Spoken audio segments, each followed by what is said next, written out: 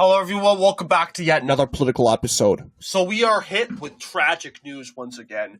The opponent of the incoming governor of West Virginia, Patrick Morrisey, his opponent and predecessor in the Attorney General's office, Darrel Mccraw, has died at 88. Now, 88 is an old age, so this didn't take us by surprise, but a tragedy, as I always say, a tragedy is a tragedy. But I'll tell you, Darrel Mccraw's record, very long record since 1992. He was ousted by Patrick Morrisey in 2012. He, of course, is what was a remaining factor of what kept West Virginia winning in some offices, specifically kept Democrats in West Virginia winning in some various offices. So we're going to go over that electoral history together. And I cannot promise there are Wikipedia maps for all of them. So we will, of course, go ahead and talk about this is the previous election results. Let's see if there's 2008. No. So good news is we can check out and acknowledge these previous election results on the Election Atlas on Dave Leap's election channel here. So Atlas to Election Atlas. That's what I'm supposed to put down so we can get there pretty quicker and easier. So looking here, you will see this is the Attorney General. Yeah, actually, that's unfortunate. We can only see so little. We can't even get access to the 2008 election results. But let's just cover this one first. Obviously, this is the election which saw Mr. Darrel Mccraw being ousted from government by Patrick Morrisey. You'll see it was a compatible race, but Morrisey prevailed, winning more of the populated areas like Huntington. He managed to win there. Although he did lose Charleston, West Virginia, which still had good respects for some Democrats at the state level. He was tied in a certain county, and I want to believe that county specifically. Oh, yeah, you'll see this is of Daniel McCraw's performance in 1996. But yes, McCraw, this county voted for McCraw, and McCraw in 1996 by a 64.4% of the margin. A pretty good performance on his behalf there. But apparently that result was tied at the state level. It was a tied performance, you'll see. Although, like I always say, McCraw put a good performance up there. You'll see. When did Mr. McCraw take office anyway? When was his... Yeah, 1992. So he was reelected. Okay, let's start off with 1992. Okay, so now 1992, West Virginia was seen as a blue state. So it was not surprising. In fact, this race was actually between two Democrats. You would actually think, okay, hang on, nope, I was absolutely wrong. This is the primary. Okay, there we go. Now we have a streak of results. We were looking at the Democrat primary. My bad. You're probably like, NSE, cut it out. But this is what it's looking like right now. So, no, I can't guarantee you that Mr. McCraw won. Because look at this. This is Democrat. This is the Democrat primary performance, which McCraw carried every county but two. But looking at the Attorney General results, try not to make that mistake again. 1992. See his performance there. Yes, this is what his first performance was like. Pretty good performance there. You'll see McCraw had controlled most of the Appalachian Mountains. Here you'll see you can even access some elections they'll allow you to see the towns and the cities of each county, which I think is amazing.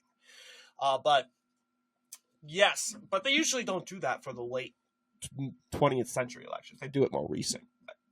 Yes, you'll see McCraw came out short, 51.57%. He lost areas like Kanawha County, which has, of course, Huntington. No, not Huntington. Charleston, which, of course, that city alone is the biggest. I don't know if it's the biggest. It's capital, 62.5%. That really did put his Republican opponent Robert Gould in a good position. Not to mention, Gould had a good position in all these counties up over here. But region-wide West Virginia, so blue during this time. It's a coal mining county. It's a big labor union county. And same deal with Iowa, big working county also. Blue-collar workers back then were very Democrat, very liberal. They weren't really woke, but they trusted the Democratic Party to kind of give, because the Democratic Party back then was pro-worker. And they would make the same argument, oh, we're pro-worker right now. Well, this is kind of contrary to your statement. If you're pro-worker, then why are you losing these pro-worker states like West Virginia, which is still a pretty big union state, but it's voted Republican 70% for Trump. This is a Democrat stronghold. So it's ironic. Yes, you'll see Hancock County, a county that, of course, was tied with Patrick Morrisey and McCraw. That county, 62.5% there, interestingly enough. But yes, you'll see here's the current results. 51.57%, 48.43% Robert James Gould here. That is 92. And we're jumping to 2004, third term.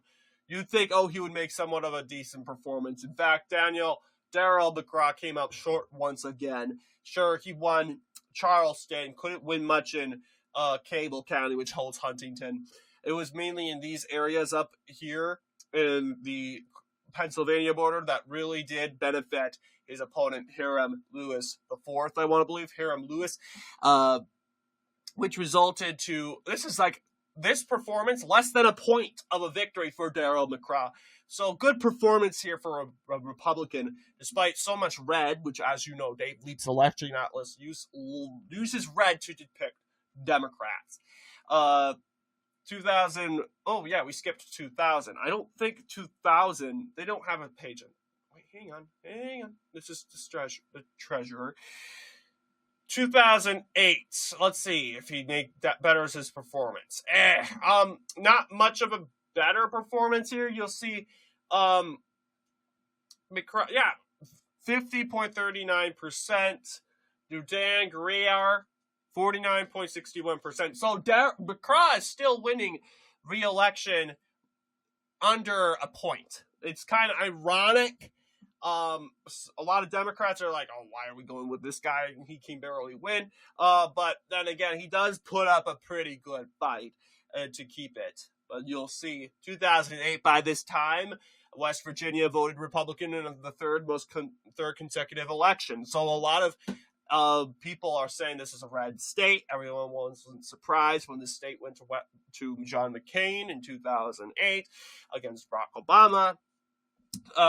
Then again, blue wave year, so they were saying West Virginia is done.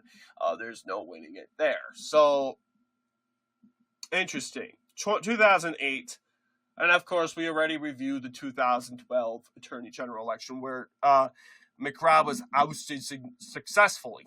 You'll see he did pick up in the Appalachian coal mining areas. You'll see these darker counties are big union counties. They're not necessarily populated, but they are big union counties. And all the other counties around here, West Virginia overall is a big union county. Not so much on the Panhandle, though. In this area right here, it's just mainly central Pennsylvania that is very union, and obviously because of the coal mining industry.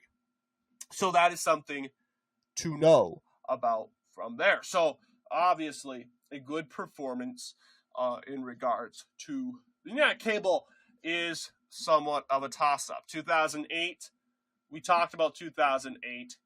Not really necessarily a map to depict 2008, but you never know. There might be a map to depict it in the on the thumbnail. But what do you guys think in regards to the video?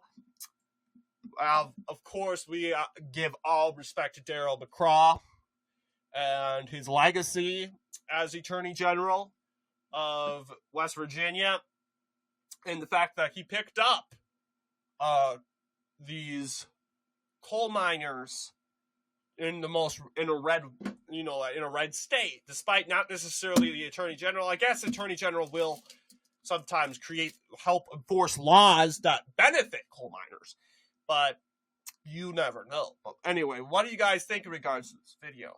Let me know down below, and as always, see you all in the next political episode.